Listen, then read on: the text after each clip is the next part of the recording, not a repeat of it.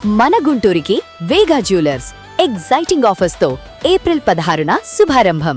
తెలంగాణ అన్నదాతలకు రాష్ట్ర ప్రభుత్వం చల్లని కబురు చెప్పింది. రాత్రనక పగలనక రెక్కలు ముక్కలు చేసుకొని మట్టిని నమ్ముకొని బతుకుతున్న రైతన్నల మోముల్లో ఆనందం వెల్లువెరిసేలా ఓ కీలక నిర్ణయం తీసుకుంది.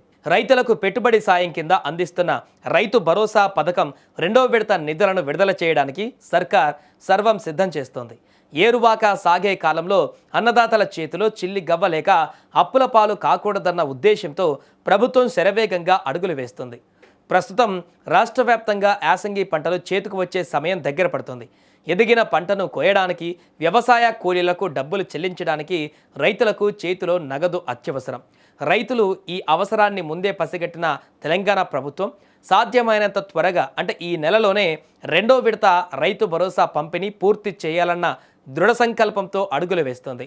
రైతుల కష్టాలు తెలిసిన ప్రభుత్వంగా తన బాధ్యతను నెరవేరుస్తూ నిధుల సమీకరణను వేగవంతం చేసింది.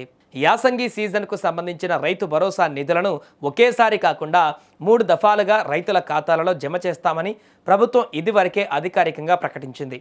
చెప్పిన మాట ప్రకారం ఏమాత్రం ఆలస్యం చేయకుండా మొదటి దఫా నిధులను గత నెల 23వ తేదీనే రైతుల ఖాతాలలో ప్రభుత్వం జమ చేసింది. మొదటి విడత డబ్బులు అందుకున్న రైతులు వ్యవసాయ పనులను ఎలాంటి ఆటంకాలు లేకుండా కొనసాగిస్తున్నారు. ఇప్పుడు రెండో విడత కోసం ఎదురు చూస్తున్న అన్నదాతల నిరీక్షణకు కూడా త్వరలోనే తెరపడనుంది. ఈ నెల 22 లోపు రైతుల ఖాతాలో రెండో విడత నిధులు జమ చేసేందుకు రంగం సిద్ధం చేసుకుంది. ఈ మేరకు నిధులు సమీకరిస్తోంది.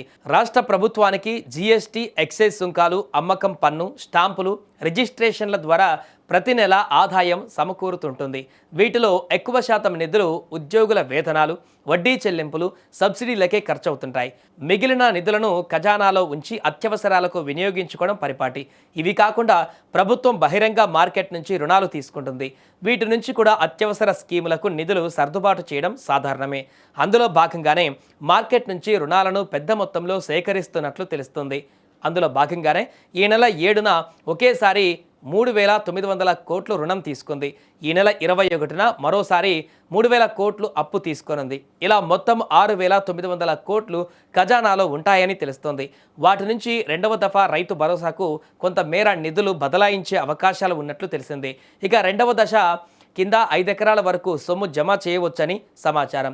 ఇందుకోసం 3,000 నుంచి 4,000 కోట్లు అవసరమవుతాయని అంచనా. మూడవ దఫాను నెలాఖరులోగా జమ చేసే అవకాశాలు ఉన్నాయి.